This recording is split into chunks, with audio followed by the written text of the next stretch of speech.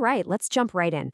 For the next few minutes, we're going to break down the current state of cancer in the US. We're talking the big numbers, the toughest challenges, and some of the incredible progress that's being made, all based on the latest 2024 data. So let's get to it.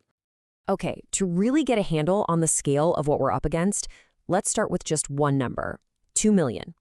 That's the estimated number of new cancer cases expected in the United States this year alone. It's just a massive figure, and it really drives home why this conversation matters to, well, every single one of us. Now, you might hear about all kinds of different cancers, and there are well over 100 of them. But the truth is, a few of them really dominate the picture. Just 4 types, that's breast, prostate, lung, and colorectal cancer, account for almost half of all new diagnoses. Think of these big 4 as the main battlefronts in this fight. But here's where it gets a little more complicated, and this is super important.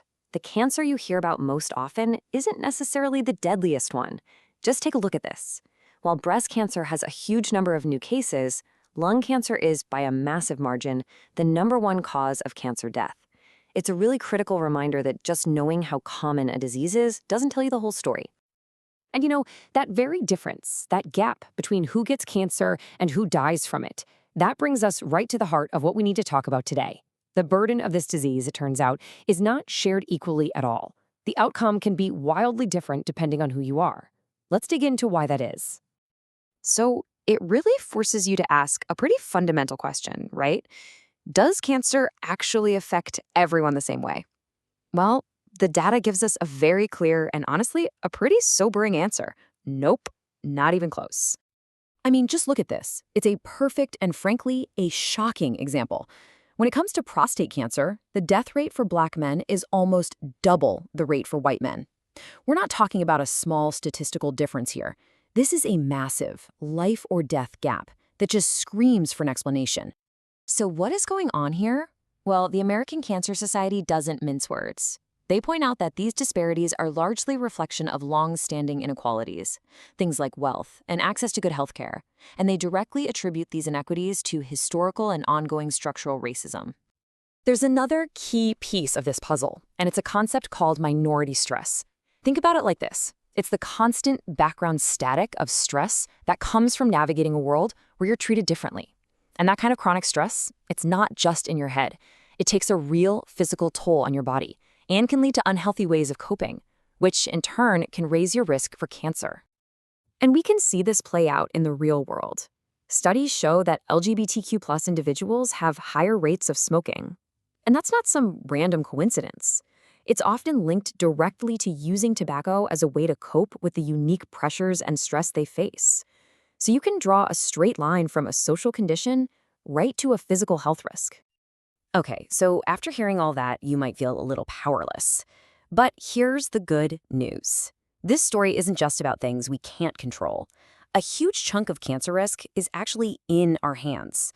So let's pivot a little bit and talk about the power we do have to take charge of our own health. And this is where things get really empowering. Get this, scientists estimate that a whopping 42% of cancer cases are potentially avoidable. That is almost half. And it comes down to these 5 big things you see right here. Using tobacco, carrying excess body weight, alcohol, not getting enough physical activity, and an unhealthy diet. These are the choices we make every day that can literally change our future. And if you want just one powerful example of how much this matters, look no further than smoking. 81%. Let that sink in for a second. That's the percentage of all lung cancer deaths in the US that are directly tied to cigarettes. It is, without a doubt, the single biggest preventable cause of cancer death. Period. So, besides lowering our risk in the first place, what's the next best weapon we have in our arsenal? Well, it's all about early detection.